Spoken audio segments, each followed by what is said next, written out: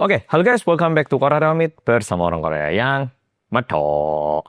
Oke, follow kembali lagi sama konten Swindler. Jujur udah lumayan lama, soalnya waktu aku di Indonesia ini aku liburan, jadi agak nyantai. Di hari harusnya rekaman, aku juga nggak rekaman. Udah gitu tempatnya juga nggak sesiap waktu aku di rumah aku sendiri di Korea. Mohon maaf, tapi akhirnya kembali lagi. Nah, Swindler kali ini menurutku kontennya lumayan menarik, tapi bukan ke arah yang menjengkelkan, namun lebih ke arah yang sedikit menyedihkan dan menyentuh. Jadi buat bobo yang selama ini selalu jengkel, selalu emosi, kali ini kita akan dihangatkan. Hati kita menjadi hangat, kita ngerasa kayak, oh ternyata hidup itu masih indah gitu. Oke, langsung kita mulai cerita kali ini. Untuk cerita kali ini kita nggak perlu memahami nama karakter satu demi satu, karena kita cuman perlu memahami satu keluarga. Sedangkan yang lainnya itu cuman peran-peran biasa. Jadi kita bakal membahas satu keluarga yang beranggota 4 orang, mama, papa, dan 2 orang anak. Yang paling penting mama dan papa alias suami dan istrinya. Nah, untuk keluarga ini si suami itu bekerja sebagai seorang pilot, sedangkan istrinya merupakan guru sekolah dasar. Tapi karena anaknya ini masih kecil, si istri ini ngambil cuti untuk merawat anak-anaknya. Sehingga pada waktu itu si istri ini tidak bekerja, sedangkan si suami itu bekerja sendiri sebagai pilot. Tapi seperti yang kita tahu, pekerjaan pilot itu gajinya lumayan tinggi sehingga mencukupi kebutuhan sekeluarga. Nah, keluarga ini bisa dibilang keluarga yang lumayan berkecukupan dan mereka pun juga lumayan bahagia dan juga damai. Mereka nggak kaya yang terlalu gimana juga enggak. Rasa bahagia yang mereka kejar pun ini merupakan rasa bahagia yang bisa ditemukan dari hal-hal kecil kayak makan bareng keluarga, pergi bareng keluarga, guyonan sama keluarga, gitu itu. Tapi suatu kejadian terjadi pada istri keluarga ini. Nah, suatu hari waktu istrinya lagi main HP, ada satu notifikasi masuk. Loh, apa rek? Oh, diajak alumni sama teman-teman. Nah, ternyata teman-temannya alumni SD ini ngajak ketemuan untuk makan bersama setelah sekian lama. Karena mereka semua udah menikah, udah banyak yang berkeluarga. Kayak asik ya kalau misalnya kita bisa bertemu kembali lagi sama teman-teman zaman dulu gitu. Dan karena memang akhir-akhir ini istrinya itu lumayan sibuk untuk merawat anak dan jarang ketemu teman-temannya, istrinya pun ngerasa kayak, wah bolehlah sekali-sekali aku refreshing ketemu teman-temanku. Dan waktu ini disampaikan kepada suaminya juga ngerasa, iya kamu daripada di rumah terus stres capek, wis kamu keluar lah sama temen, ya makan minum dikit gitu, have fun, wis pergi. Nah, suaminya pun mengizinkan dengan sangat cool, sehingga si istri ini pergi untuk ketemu teman-temannya zaman SD. Tetapi setelah pertemuan itu si istri ini mulai agak berubah. Nah, berubahnya seperti apa? Bukannya istrinya itu berubah total tiba-tiba nggak suka suami gitu, enggak. Si istri malah menjadi lebih berenergi lagi. Dulunya dia itu agak capek-capekan di rumah, istrinya sekarang berusaha untuk membersihkan rumah lebih lagi, terus juga menjadi lebih ceria, dan bahkan suaminya juga ditanyain, yang malam ini kita kan udah lama nggak main, ayo. Nah, jadi si suami ngerasa, apa ya yang terjadi sama istriku? Tapi kok setelah reunian, dia ini kok malah lebih positif, dia ini kok malah lebih menghangatkan suasana keluarga, dia ini kok malah menjadi energi yang berbeda. Nah, jadi si suaminya pun meskipun ngerasa ada yang berubah, karena ini merupakan perubahan positif, suaminya tidak terlalu menghiraukan. Tapi suatu hari kebetulan suaminya berangkat kerja, tapi karena cuacanya nggak bagus, penerbangannya itu dibatalkan. Sehingga si suami yang seharusnya pergi ke luar negeri, nggak jadi ke luar negeri. Jadinya kembali lagi ke rumah. Nah, dia itu nggak bilang istrinya karena kejadian ini lumayan mendadak dan perubahan jadwal kan kadang nggak bisa kita tebak ya toh. Jadi suaminya pulang ke rumah. Nah, pas suaminya mau nyampe ke rumah, terdengar suara istrinya yang mau keluar dari rumah. Dan karena dia ini mau ngagetin, suaminya ini sengaja setelah keluar dari lift, bukannya ke depan pintu, tapi sembunyi di tempat lain untuk ngeliat gitu. Maunya dikagetin. Nah, setelah dilihat, istrinya nggak lama setelah itu keluar. Tapi memang nggak ada yang terjadi, tapi firasatnya si suami ini agak tidak nyaman. Berbeda dengan pakaian-pakaian biasanya si istri ini. Pakaian hari itu sedikit lebih minim. Bukan yang minim-minim parah gitu, enggak. Tapi kayak off shoulder, kayak baju-baju yang dulunya digunakan waktu istrinya itu masih gadis. Tapi setelah melahirkan anak, istrinya itu nggak pernah pakai baju itu. Nah, tapi pokoknya istrinya pakai baju itu lalu keluar kayak buru-buru kemana gitu. Karena si suami ini juga agak bingung melihat istrinya yang agak berbeda, dia nggak jadi ngagetin dan membiarkan istrinya untuk pergi gitu. Nah setelah itu suaminya masuk rumah, dipikir-pikir, kok kayaknya aneh ya? Atau jangan-jangan aku doang yang berpikir negatif? Iya mungkin aku overthinking. Nah suaminya berusaha untuk menenangkan pikirannya sendiri dan berharap tidak terjadi sesuatu di rumah tangganya. Setelah kejadian itu, sekitar 2-3 minggu setelah itu, suaminya lagi tidur bareng istrinya. Tengah malam, suaminya itu kebangun. Dan dia ngerasakan istrinya ini tiba-tiba kayak ngeliat HP dan keluar dari kamar. Dan terdengar istrinya ini keluar dari apartemen, terkesan kayak buru-buru untuk pergi kemana gitu. Melihat ini, si suami ini menjadi kayak agak khawatir dan cemas dan curiga. Jangan-jangan istriku ini selingkuh sama orang lain. Tapi karena pekerjaan si suami ini ada jadwalnya dan kalau dia ngikuti istri itu menjadi aneh, si suami ini memutuskan untuk pergi ke kantor detektif swasta dan meminta tolong untuk mengikuti gerak-gerik istrinya. Semuanya udah disampaikan, udah bayar dan mulai hari itu, lebih tepatnya besoknya, detektif swasta ini mulai mengikuti gerak-gerik si istri. Tapi setelah diikutin sekitar 2 mingguan, memang tidak ada suatu hal yang mencurigakan. Aktivitas si istri ini keluar dari rumah, pergi ke tempat arisan, ketemu ibu-ibu di kafe, terus ngomong tentang, kita sekarang ini kok udah gemuk ya, cara kurusan gimana, kayak bagi-bagi tips caranya untuk menurunkan berat badan ataupun mengurangi lemak. Dan setelah itu, dia balik lagi ke rumah, dan terkesan ada lumayan banyak delivery ke rumahnya. Ya kayak Gojek gitu, kayak ada orang ngantar makanan, tapi sehari itu bisa 2-3 yang ngantar. Mungkin Polo juga bisa ngerasakan, kita kan biasanya jarang banget ya toh mesen makanan 2-3 kali, apalagi dalam waktu yang lumayan singkat. Nah ini lumayan aneh, tapi masalahnya detektif swasta ini juga nggak bisa menebak apa yang diantar dan apa isinya. Sehingga ini aneh, tapi nggak bisa dicari tahu lebih dalam. Nah, setelah tahu ini, detektif swastanya itu menyampaikan hal ini kepada suaminya dan bilang kalau suaminya yang harus mencari tahu lebih lagi tentang apa yang dibeli ataupun apa yang dipesan sama istrinya. Kalau enggak, harus masang CCTV untuk mengintai lebih lanjut.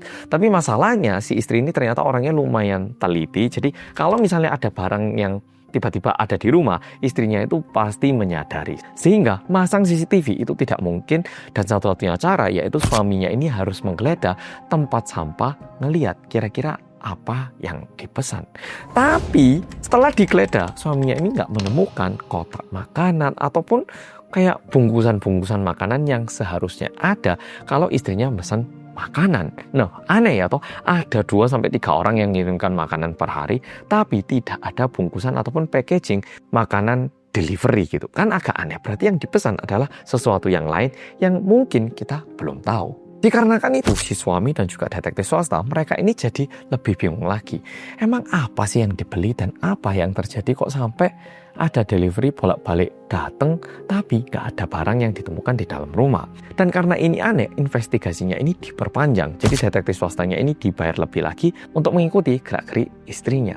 Sekitar 1 minggu setelah itu, tiba-tiba pergerakan si istri ini menjadi sedikit berubah. Si istri yang dulunya itu sering ada delivery ke rumahnya, sekarang tidak ada satupun delivery yang datang, tapi dia ini sering pergi bersama dengan tetangga-tetangganya, ibu-ibu juga yang biasanya cuma arisan. Sekarang ini mereka itu pergi ke tempat lain, pergi ke tempat gym, lalu konsultasi sama trainer-trainer, dan setelah itu ibu-ibu ini pindah lagi ke sebuah kafe. Sampai di sini nggak ada yang mencurigakan.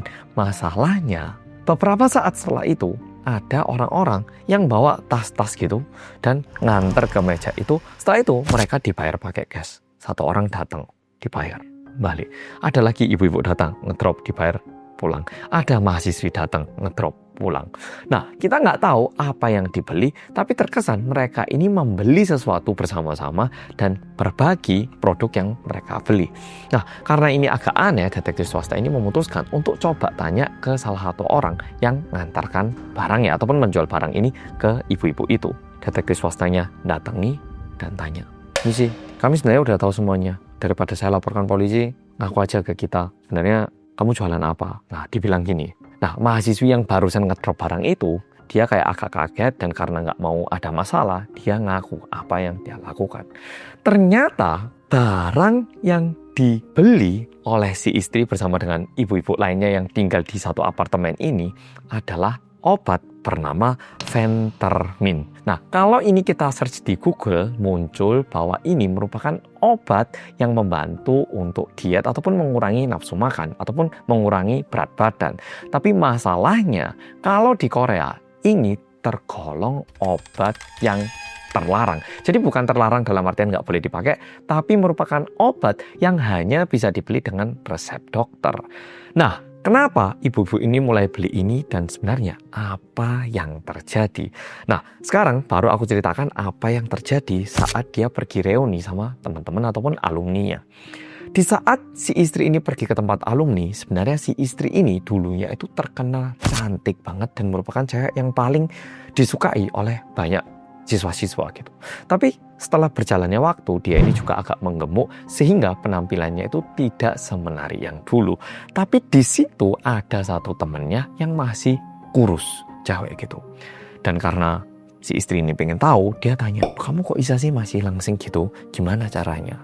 Nah, temennya ini bilang, mau dah tak beritahu rahasianya. Sini yuk. Diajak pergi ke dekatnya toilet. Dan di situ temennya ini memperkenalkan obat yang di Korea ini dikenal sebagai nabiyak.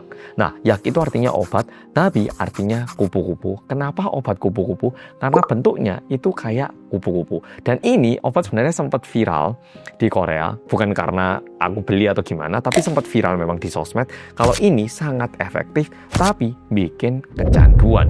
Nah, kondisinya waktu itu si istri ini memang agak menggemuk dan dia itu udah nyoba diet berbagai cara tapi nggak sukses-sukses. Dan malam itu temennya itu langsung ngasih setengah pil. Dan setelah dia coba, voila, bener-bener kayak sulap. Karena tiba-tiba istrinya ini ngelihat makanan enak pun nggak pengen dimakan.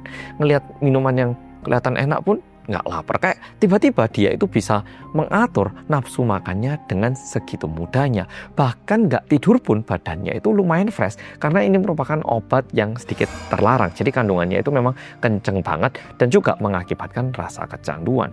Masalahnya, karena ini merupakan obat resep dokter, jumlah obat yang bisa dibeli oleh satu orang itu lumayan terbatas. Dan di Korea pun pernah ada kejadian, ada dokter yang terkenal kalau dia itu kayak nggak keberatan untuk menuliskan resep ini. Jadinya orang-orang itu ngantri di rumah sakit itu gitu. Nah, tapi nggak mudah untuk pergi ke tempat kayak gitu karena antriannya panjang dan biasanya nggak lama setelah itu pasti ketahuan polisi dan pasti dilaporkan. Sehingga cara yang dipilih oleh si istri ini adalah beli obat sisa di orang-orang sekitar, kayak beli di second hand market gitu. Jadi yang terjadi adalah karena obat ini terlalu terkenal, orang-orang pasti beli atau. Tapi setelah orang-orang beli, mungkin ada yang takut atau ada yang nggak cocok. Sisanya ini mereka upload di toko second hand market. Dan obat-obat kayak gini yang dibeli sama si istri dan diantar menggunakan delivery. Makanya delivery yang datang ke rumahnya itu bukan makanan, melainkan obat-obatan.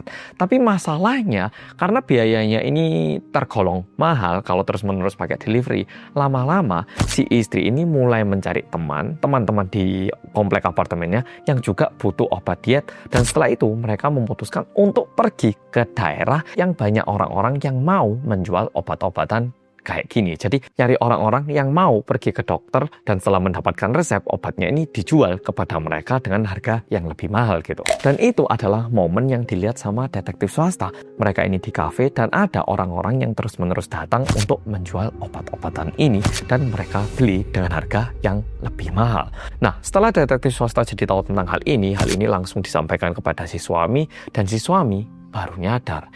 Memang awal-awalnya si istri itu sangat energetik, sangat positif, tapi di masa itu istrinya ini terlihat seperti seseorang yang sangat labil, pekerjaan rumah juga nggak dilakukan, anak-anaknya juga dititipkan kepada ibu mertua, dan istrinya pun kayak selalu nge-search informasi di HP, yaitu mencari orang yang jualan obat itu. Jadi istrinya itu udah kecanduan, gak mau gemuk, dan kalau nggak minum obat, dia itu mulai nggak tenang. Dan karena ini udah terlalu parah, suaminya itu langsung bilang ke istrinya, kamu ini kok jadi orang kayak gini gimana? Itu loh, lihat anak-anak kita itu udah nggak terawat.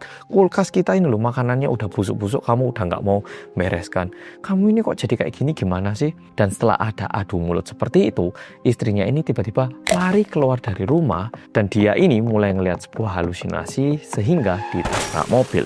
Nah, untungnya istrinya ini dipindahkan ke rumah sakit dan setelah dicek istrinya itu masih bisa disembuhkan, kayak nggak terlalu parah gitu. Memang ada beberapa cedera tapi yang bisa diobati yang nggak terlalu parah gitu. Dan di rumah sakit itu akhirnya istrinya ngaku kepada suaminya kalau memang betul selama ini dia itu kecanduan sama obat itu dan ini semua dikarenakan si suami katanya. Nah, jadi si suami itu ya kadang bercanda kayak, kamu ini kok sekarang tambah lucu, dulu itu kayak gini kesannya, tapi sekarang itu agak lebih bunder-bunder imut loh, aku lebih suka kamu yang sekarang.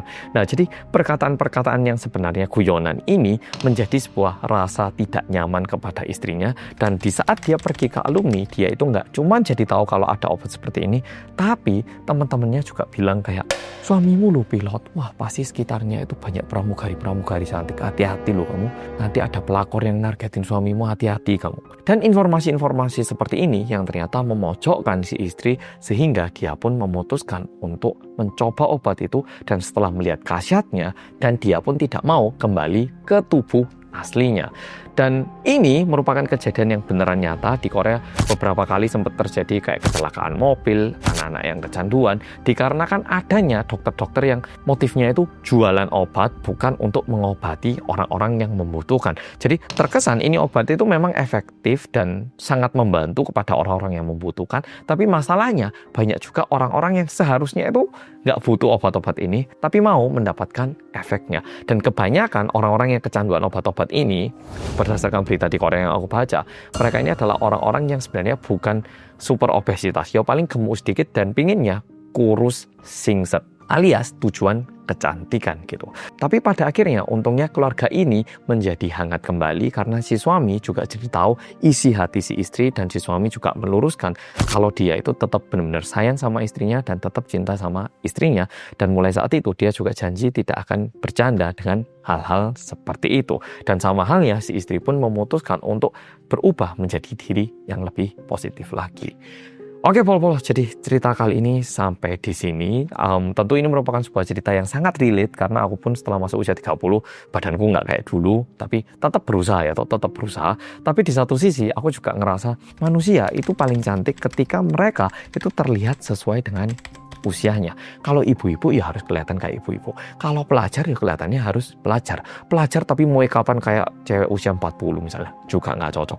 Mau kapan kayak cewek usia 29, ya nggak cocok. Yang paling indah itu adalah ketika kamu terlihat sesuai dengan usia kamu. Oke, Pol-Polo, jadi video kali ini sampai di sini. Makasih sudah nonton dan sampai jumpa di video berikutnya. Dadah!